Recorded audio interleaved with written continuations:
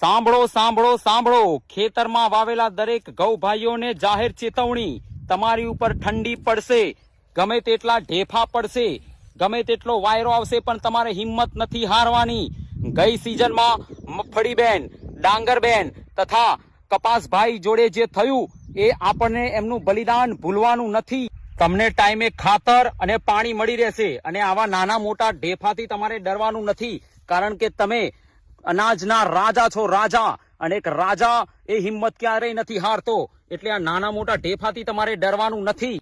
અને જે ગૌભાઈને ખાતર ના મળ્યું હોય એ આજુબાજુના સમજીને ખાતર વેચી લેવા વિનંતી છે.